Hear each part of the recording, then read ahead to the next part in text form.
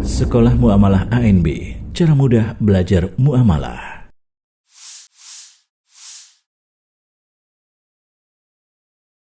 Assalamualaikum warahmatullahi wabarakatuh. Alhamdulillah wassalatu wassalamu ala rasulillah wa ala alihi wa sahbihi wa mawala. Apa kabar semua peserta Sekolah Muamalah ANB? Barakallahu fikum jami'an. Semoga Allah subhanahu wa ta'ala menjaga kita semuanya. Insyaallah di kesempatan kali ini kita akan membahas tentang aturan membuat kesepakatan dalam akad. Dan bagian ini termasuk di antara materi yang sangat vital dalam belajar masalah muamalah. Karena ketika kita bermuamalah, berarti kita melakukan akad. Dan hakikat dari akad adalah kumpulan-kumpulan dari kesepakatan. Maka kenapa disebut sebagai akad? Dari kata aqada, yaqidu, yang artinya mengikat. Sebab orang yang melakukan akad, hakikatnya dia sedang mengikat banyak sekali perjanjian, kesepakatan antara satu pihak dengan pihak yang lain. Karena itu penting bagi kita untuk memahami bagaimana aturan dalam membuat kesepakatan. Kita akan melihat terlebih dahulu yaitu catatan tentang kesepakatan dalam akad. Yang pertama, ketika seseorang melakukan transaksi, maka di sana ada dua aturan yang mengikat. Ada dua aturan yang mengikat. Yang pertama adalah aturan syariat, dan yang kedua adalah kesepakatan antar pelaku akad. Boleh kita sebut dia terikat dengan dua hal, antara sistem dengan custom. Sistem menyebabkan dia harus mengikuti aturan yang ada. Custom menyesuaikan dengan kebutuhan yang dia punya. Sehingga saat dia melakukan sebuah kesepakatan, maka ada dua aturan yang harus dia perhatikan. Yang pertama adalah aturan syariat Allah Ta'ala, dan itulah sebuah sistem. Orang tidak boleh keluar dari ini. Dan yang kedua adalah aturan sesuai dengan kebutuhan, kesepakatan sesuai dengan kebutuhan bagi dia dalam melakukan akad. Dan itulah bagian dari custom. Tayyib. Dan apabila aturan yang sesuai kesepakatan ini disetujui, maka mengikat semua pihak. Catatan yang kedua, hukum asal dalam membuat aturan adalah mubah. Dan ini merupakan pendapat jumhur ulama. Berdasarkan firman Allah Subhanahu wa taala, "Ya ayyuhalladzina amanu aufu bil uqud." Wahai orang-orang yang beriman, penuhilah setiap akad. Dan perintah untuk memenuhi akad sama dengan perintah untuk memenuhi setiap perjanjian yang ada dalam akad itu. Sehingga ketika kita diperintahkan untuk memenuhi akad, itu sama artinya kita diperintahkan untuk memenuhi setiap perjanjian yang ada di dalam akad itu. Dan itu yang kita maksud, bahwasanya setiap orang yang setuju dengan sebuah kesepakatan, maka klausul apapun yang ada dalam kesepakatan itu adalah perjanjian yang mengikat antara dia dengan isi klausul. Kemudian yang ketiga, setiap muslim wajib memenuhi setiap kesepakatan yang dia buat. Setiap muslim wajib memenuhi setiap kesepakatan. Sehingga kalau dia sudah setuju, maka dia diharuskan untuk memenuhinya. Dan ini berdasarkan firman Allah sebagaimana yang tadi dalam ayat yang kita singgung, Al-Maidah ayat yang pertama. Ya ayyuhalladzina amanu aufu bil uqud. Dan dalil yang kedua adalah sabda Nabi SAW. Al-muslimuna ala syurutihim. Setiap muslim harus memenuhi kesepakatan yang mereka buat. Karena itu bagi orang yang tidak setuju, dia tidak sepakat, maka boleh saja. Ada klausul ini saya nggak setuju. Tolong dicoret, kalau enggak saya enggak mau. Sah-sah saja. Itu pilihan dia. Tapi kalau dia sudah setuju, baik ini saya setuju, ketika dia setuju, maka aturan itu menjadi mengikat baginya. Yang keempat, setiap kesepakatan yang bertentangan dengan syariat Islam, maka tidak boleh diberlakukan. Batal demi hukum Islam. Nabi SAW bersabda, "Man ishtarata syartan laisa fi kitabillah, fahuwa batil." Barang siapa yang mengajukan syarat yang bertentangan dengan kitabullah, maka syarat itu adalah syarat yang batil. wa in kana mi'ata syartin, meskipun jumlahnya 100 syarat. Sebab syartullah ahaq wa awthaq. Sebab aturan Allah itu lebih kuat dibandingkan aturan yang dibuat oleh manusia. Sehingga ketika ada kesepakatan, yang kesepakatan itu bertentangan dengan hukum Allah, maka kesepakatan ini tidak boleh diberlakukan.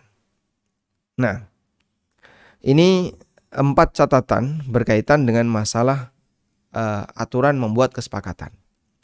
Kami ulang, yang pertama bahwa setiap orang yang melakukan akad maka dia terikat dengan 2 aturan syariat dan aturan yang mereka sepakati.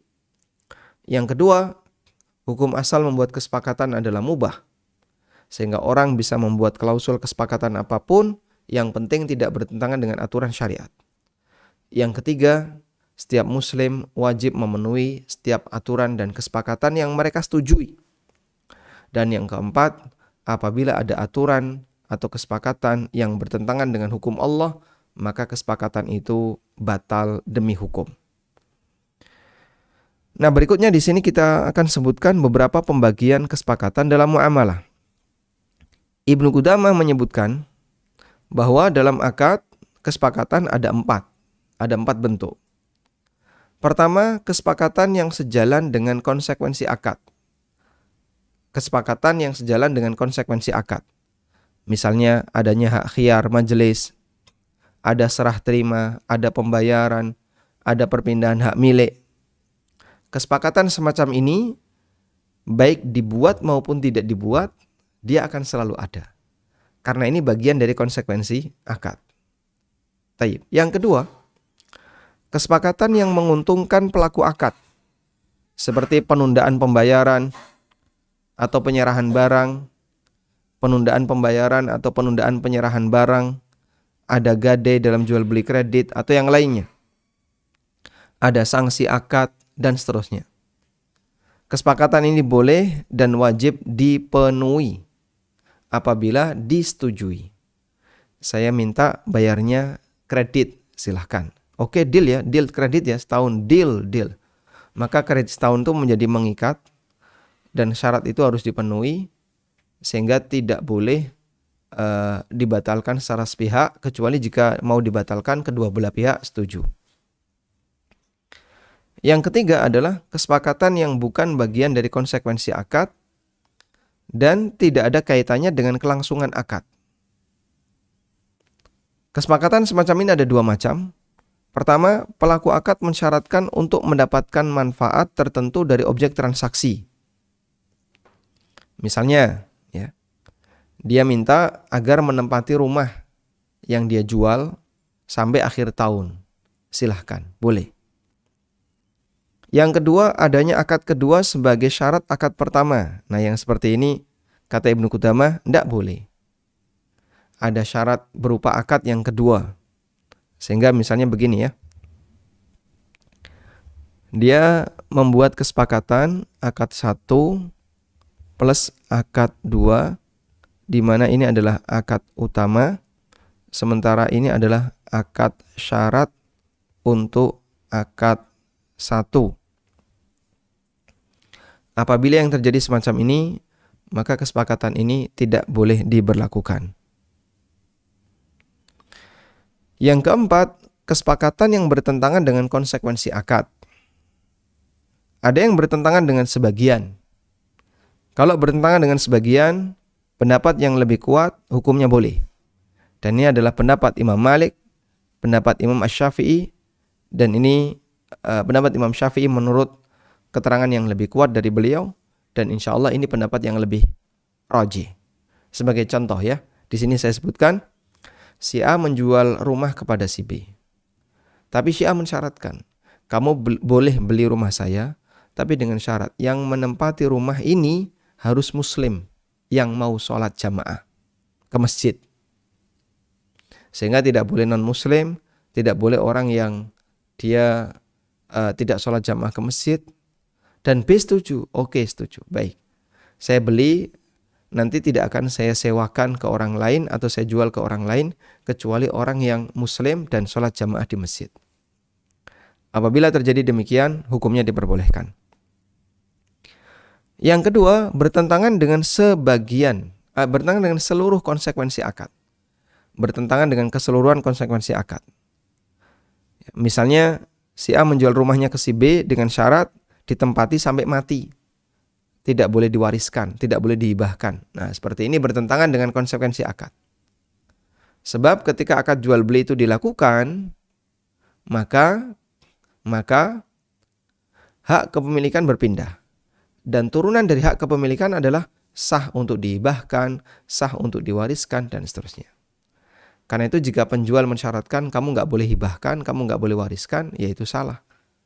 Dan kalau itu dilakukan, berarti ini kesepakatannya bertentangan dengan konsekuensi akad. Wallahu alam, semoga bermanfaat. Dan mungkin penjelasan yang ringkas ini barangkali masih banyak yang butuh untuk dilengkapi. Kami sarankan bagi Anda untuk membaca buku yang kami tulis dengan judul Pengantar Fikih Jual Beli dan Harta Haram. Salah satu di antara judulnya pembahasannya adalah berkaitan dengan masalah aturan membuat kesepakatan dalam akad. Wassallallahu ala nabiyyina Muhammadin wa ala alihi wa sahbihi wasallam.